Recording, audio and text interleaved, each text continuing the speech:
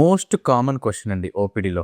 Sir మోకాలు నొప్పి ఉంది, దానికి పిఆర్పి బెటరా లేదంటే మోకాలు మార్చుకోవడం బెటరా, అంటే టోటల్ నీ రీప్లేస్మెంట్. ఈ ప్రశ్న $1,000,000 అనొచ్చు, లేదంటే $1,000,000,000 అనొచ్చు, స్టేట్ లెవెల్లో లేదంటే ఇండియా లెవెల్లో లేదంటే ఇంటర్నేషనల్ లెవెల్లో ఈ మోస్ట్ కామన్ ప్రాబ్లం. సో దీనికి నేను step wise I will describe this problem.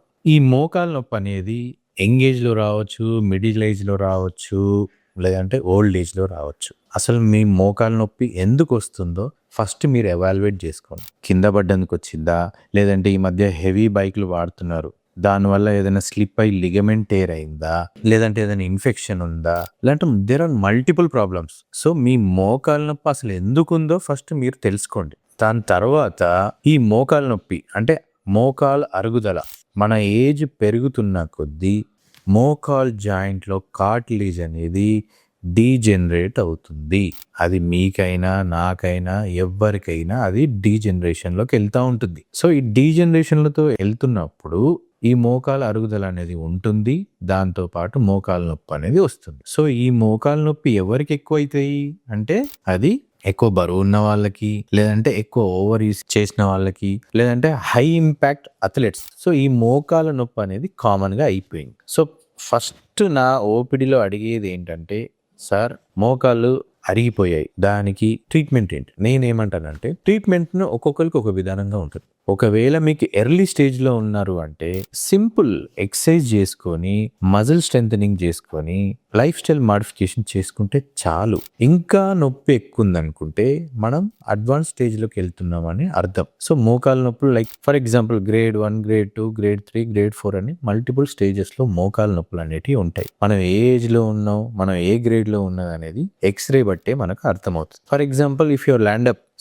Already exercise చేశారు, లేదంటే టాబ్లెట్ తీసుకున్నారు, ఫిజియోథెరపీ చేయించుకున్నారు, మోకాలు నొప్పి తగ్గలేదు. ఇప్పుడు మెయిన్ ప్రశ్న ఏంటంటే పిఆర్పి చేయించుకోవాలా, టీకేఆర్ చేయించుకోవాలా? సార్ మేము యూట్యూబ్ చూసాం, పిఆర్పీలు చేయించుకున్నాం, ఖర్చు పెట్టాం, అయినా తగ్గలేదు. సార్ మేము యూట్యూబ్ చూసి ఇంకేదో రేడియో ఫ్రీక్వెన్సీ ట్రీట్మెంట్ చేసుకున్నాం, అయినా మాకు నొప్పి తగ్గలేదు. సో ఓకే, మీరు చూశారు, ఏదో యాడ్ చూశారు, లేదంటే ఏదో ఎడ్యుకేషనల్ వీడియో చూశారు, సమ్హౌ మీరు ఏదో ఒక ట్రీట్మెంట్ తీసుకున్నారు. తీసుకునే ముందు మీరు కరెక్ట్ రీసెర్చ్ చేయండి, లేదంటే కరెక్ట్ ఎవాల్యుయేట్ చేయించుకోండి. మోకాలు నొప్పికి ఏ స్టేజ్లో ఎవరెవరు ఏ ట్రీట్మెంట్ తీసుకుంటుందో తగ్గుతుందో దాని మీద కాన్సన్ట్రేట్ చేయండి. మోకాలు నొప్పి ఒకటి ఎర్లీ స్టేజెస్లో ఉంటే మట్టుకు, ఒకవేళ మీరు బరువు తక్కువగా ఉండి మీ బిఎంఐ బాగుంటే, మీ ఎక్స్రేస్లో మీ బోన్స్ ఏదైతే ఉందో అది ఎలాంటి వంకర టింకర లేకుండా డిఫార్మిటీస్ లేకపోతే పిఆర్పి అనేది ట్రై చేయొచ్చు. సార్ పిఆర్పి తీసుకుంటే గుజ్జు పెరుగుతుందా?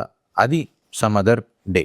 ఈ పిఆర్పి అనేది ఎందుకంటే ఇలా నేను చెప్పిన కారణాలు లైక్ బిఎంఐ బాగున్నా, మీరు బక్కగా ఉండి బోన్లో ఎలాంటి డిఫార్మిటీస్ లేకుండా మీ ఎక్స్రే కనుక ఎర్లీ స్టేజెస్ ఆఫ్ ఆస్ట్రియోఆర్థరైటిస్లో ఉంటే పిఆర్పి మీరు డెఫినెట్లీ ట్రై చేయొచ్చు. సార్ పిఆర్పి ఎన్నిసార్లు తీసుకోవాలి అంటే 1-3 సార్లు తీసుకోవాలి. పిఆర్పి అనేది ఎందుకంటే మన జాయింట్లో ఉన్న కార్టిలేజ్ ఇంజురీస్ ని నయం చేస్తుంది. పిఆర్పి వల్ల గుజ్జు ఏదో 3D యానిమేషన్ లాగా పెరుగుతూ రాదు. ఈ పిఆర్పి అనేది మన బాడీలో ఉండే ఒక హీలింగ్ కెపాసిటీ ఉన్న గ్రోత్ ఫ్యాక్టర్స్ లేదంటే స్టెమ్ సెల్స్ అనుకోండి, అవి మన బాడీలో రిపేర్ చేస్తూ ఉంటాయి. సో అవే కాన్సన్ట్రేషన్ ని మనం నీ జాయింట్ లో కాన్సన్ట్రేట్ చేసి వదిలేస్తే అక్కడ ఉన్న వాపును తగ్గియడం, లేదంటే నొప్పిని తగ్గియడం, అక్కడ ఉన్న టిష్యూ కార్టిలేజ్ ని రిపేర్ చేయడం లాంటివి జరుగుతాయి. దీంతో పాటు మీరు ఫిజికల్ ట్రైనింగ్ అవన్నీ చేస్తే ఆ జాయింట్ ఇంప్రూవ్మెంట్ అనేది పెరుగుతుంది, ఆ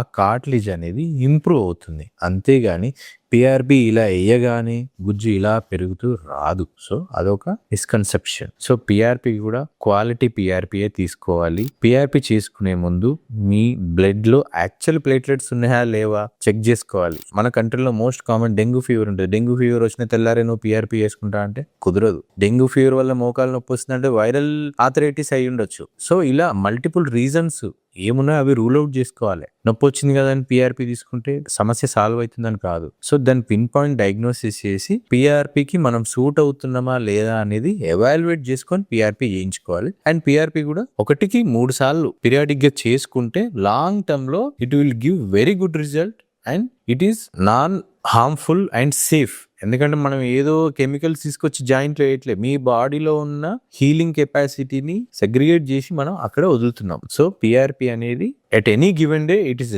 సేఫ్ అండ్ దానివల్ల చాలా ఉపయోగాలు ఉన్నాయి. సో టీకేఆర్ అనేది ఎవరు చేయించుకోవాలి? టీకేఆర్ అనేది ఎక్కువ అడ్వాన్స్డ్ ఆస్టియోఆర్థరైటిస్ ఉన్న వాళ్ళు, లేదంటే ఈ పిఆర్పి ట్రయల్ ఫెయిల్ అయిన వాళ్ళు, లేదంటే బోన్ డిఫార్మిటీ, లేదంటే ఎక్స్రేస్లో మరీ బోన్ ఆన్ బోన్ ఉండడం వల్ల ఇలాంటి వాళ్ళలో పిఆర్పి అనేది అస్సలు వర్కౌట్ అవ్వదు. వాళ్ళు ఆ నొప్పి పోవాలంటే ఒకటి టీకేఆర్ఏ చేయించుకోవాలి. అంటే డే టు డే వాళ్ళ నడవడానికి ప్లస్ నొప్పి తగ్గడానికి ఒక స్టెబిలిటీ కోసం టీకేఆర్ అని చేయించుకోవాలి. టీకేఆర్ కూడా డిఫరెంట్ టైప్ ఆఫ్ టీకేఆర్స్ ఉంటాయి. సగం జాయింట్ చేసే వాళ్ళు ఉంటారు, టోటల్ జాయింట్ చేసే వాళ్ళు ఉంటారు. అండ్ టీకేఆర్ లో డిఫరెంట్ టైప్ ఆఫ్ ఇంప్లాంట్స్ కూడా ఉంటాయి. So it's up to you. Me doctor గారితో మాట్లాడి ఏ టీకేఆర్ బెటర్, ఎలాంటి ఇంప్లాంట్ బెటర్, టీకేఆర్ తర్వాత తీసుకోవాల్సిన జాగ్రత్తలు ఏంటి, ఇవన్నీ డిస్కస్ చేసి మీరు టీకేఆర్ అనేది ప్లాన్ చేసుకోవచ్చు. సో టీకేఆర్ లో కూడా కాంప్లికేషన్స్ ఉంటాయి. పెయిన్ రిలేటెడ్ కాంప్లికేషన్స్ ఉంటాయి, ఇంప్లాంటెడ్ రిలేటెడ్ కాంప్లికేషన్స్ ఉంటాయి, ఇన్ఫెక్షన్ ఛాన్సెస్ ఉంటాయి. So there is chance of infection complication with